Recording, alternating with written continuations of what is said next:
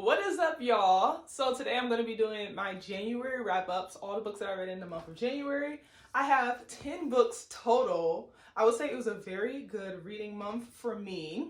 So for this month, I'm going to start off with the books that I have physical copies of. Some of these are library books that I've yet to return. So yeah, let's just get right into it. So to start off, I read Under the Oak Tree. I actually started this at the end of 2024 and finished it on January 1st. And I loved this book. I gave it 5 stars. It's by Suji Kim. I think it was originally like an online comic, and they made a physical version and they published in English. And I also just got the graphic novel version from the library that I'm going to be reading, but I own this one, and it is so beautiful with the sprayed edges. It says, "The first moment I saw you, I knew you would ruin me."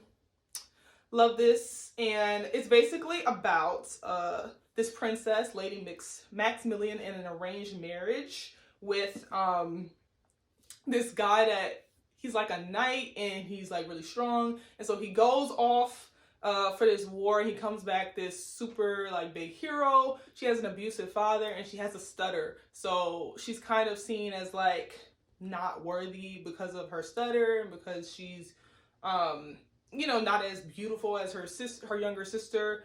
And so basically it's like her love story with her husband, and it's a romantasy, but it's a simple story, but I just really like it. It's more focused on like their relationship than any like action. There's a little bit of action, but it's more focused on the relationship and like the romance part of it. And this is only like the first volume, so I'm going to try to read the rest of it online on like the webcomic, and hopefully they publish more book versions as well, because I really like this. So yeah, that was a 5-star read.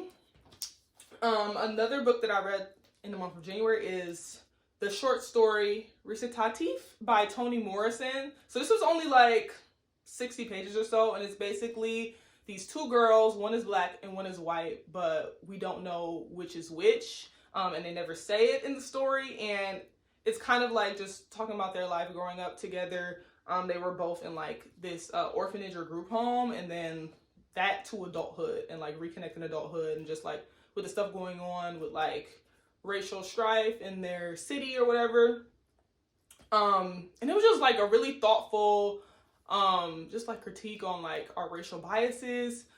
I found myself trying to guess which of the 2 characters was black and which was white. I had my theories, but the whole point is that like I guess like the humanness of everybody, no matter what your race is. So I feel like everybody should read it. It's really short.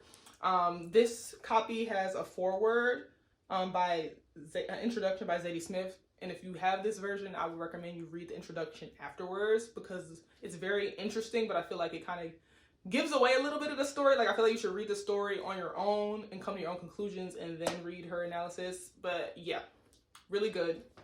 Gave this 4 stars, I believe. And then I've really been in my horror bag lately.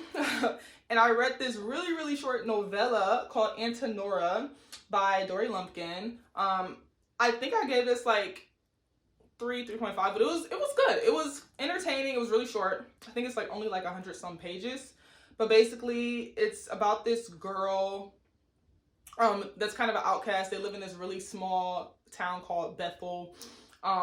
Really creepy and really religious community. And it's this girl, the narrator is kind of telling you about this girl named Nora, who's kind of like an outsider. Like she's seen as like evil, like possessed, whatever you want to call it.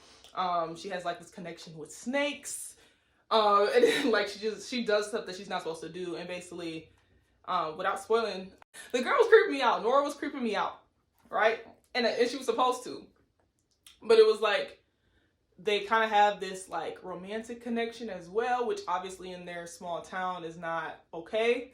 And it's just kind of exploring what happened to Nora.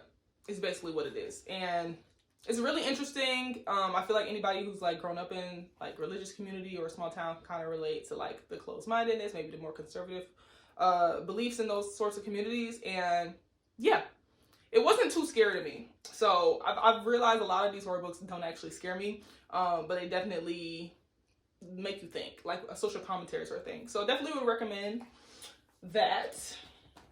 Another horror novel I read this in the month of January is Bloom by Delilah S. Dawson. This is also a novella. Now this one, it kind of like started off as like a sweet little romance story, and then it gets into like the scary horror part. And it's like, I don't want to give it away, but basically like this girl has just moved to this town. She had a bad breakup with her boyfriend, and she goes to like the farmer's market, and there's this girl named Ash there that she meets who like sells like these soaps and like all of these sweet little concoctions. And she basically keeps going to this market because she kind of like develops a crush on the girl Ash.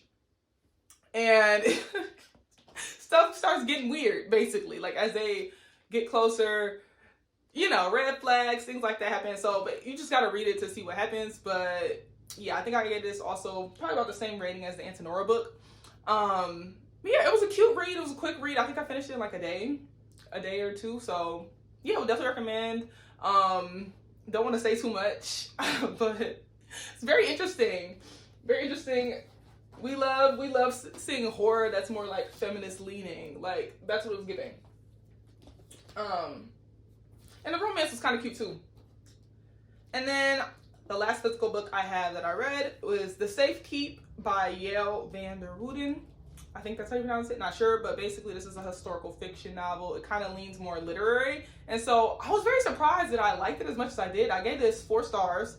But it's basically after World War II. I think it's set in in a rural Dutch province. And it's about this woman that lives in a house, and it's like she's been living in this house alone. It's her family home. Her mom's dead. She has 2 brothers, and one of her brothers is always like running through women, and he has this new girlfriend, and his new girlfriend, he asks for her to stay over the summer with his sister. So basically it's like, it's kind of suspenseful, but it's not a thriller book, but it's like a literary suspense, and basically like what happens between these 2 women while they're living in this house in World War II. And it's a very interesting take on that time period. Like obviously it's after the war, so they're not currently in wartime, but like the aftermath of that war. And I just thought it was really interesting. This is a Jewish author, so I was like, let me read something that I haven't like really read as much, and this is a period of time that I haven't read as much, especially in historical fiction. But it was actually like, I thought it might be boring, but when I read it, I was actually gripped to the page. I finished it pretty quickly, so would definitely recommend.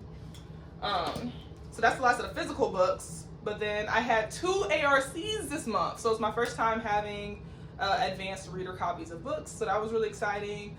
I gave 5 stars to Bury Our Bones in a Midnight Soil by Victoria Schwab. That was one of my most anticipated books for 2025. It doesn't release until June, but it's basically, they're being kind of hush-hush about the details, but I would just say it takes time over like hundreds of years. It's vampires, sapphic vampires. If you've ever seen like Killing Eve, it's kind of like a cat and mouse dynamic going on.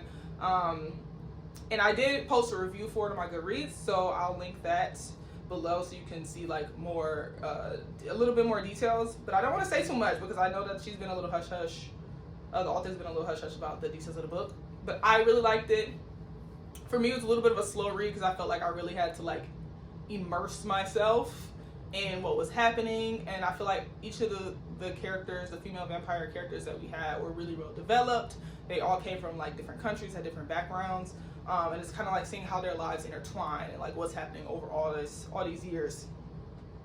So parts of it felt historical, but it's just like a really sweeping fantasy novel. If you've read Vicious by Victoria Schwab, or if you've read The Invisible Life of Addie LaRue, I feel like it's like the best parts of those 2 books combined. I feel like it had like like immortality was a main theme of it, obviously with them being vampires. And it was just like, yeah, like thinking of these women, especially over time, especially them all being queer, it was like, wow, like it really made me think, and I just really enjoyed it.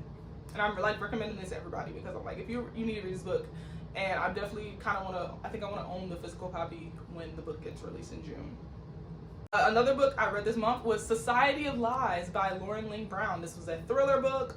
I really enjoyed this. Actually, this is another book that I didn't expect to enjoy as much. I ended up reading it really quickly because it was due in the library and I hadn't touched it. But it's basically about secret societies at Princeton University. It's these two sisters. One of the sisters, the younger sister, dies. They're both Blasian. And it's basically just talking about things going on with the secret societies on this Princeton campus, and it's kind of just like talking about these facets of elite society and who has power, and like how these women are navigating right and wrong, and their backgrounds coming into these elite backgrounds. And I can relate to this because I went to Catholic school and I went to an elite college as well, so it's like I was just like really interested in like the secret society bit. Is very much giving dark academia. So yeah, I gave it 4 stars. Would definitely recommend if you're into thrillers. So the next book that I read is another ARC. This book is called This Princess Kills Monsters: The Misadventures of a Fairy Tale Stepsister. And this is basically a retelling of the Brothers Grimm, the 12 Huntsmen story. Princess Melilot has an arranged marriage, and this stepmother that she doesn't really like, her biological dad is dead, and she is being forced into this arranged marriage. Her 2 sisters are already married. She goes on this quest, and on her way to meet her new husband, or husband-to-be, she ends up getting attacked, and it's like this whole adventure with the 12 huntsmen who come to save her, and there's monsters, there's a talking lion, there's a lot of queer characters, so it's very interesting, feminist. It was very funny as well. If you like more humorous fantasy, you definitely like this. I comp it to like Kimberly Lemming type stories because I really like hers. I gave this 4 stars, and I also posted a review for this as well on my Goodreads.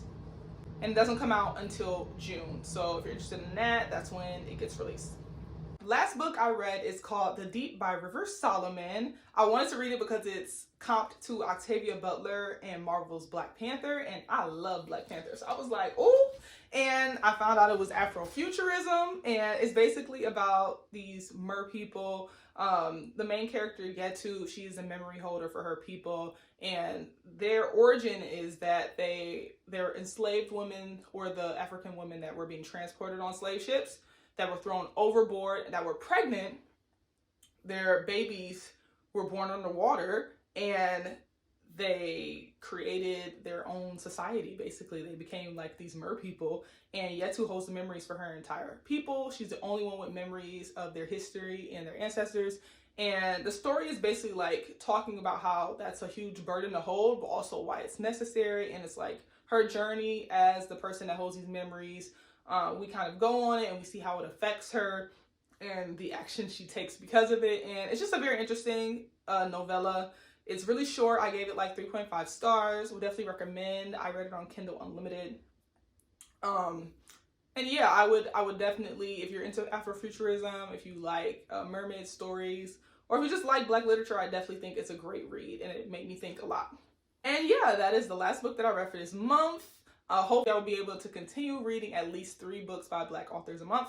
That is one of my goals. Let me know if you've read any of these books or if you're interested in any.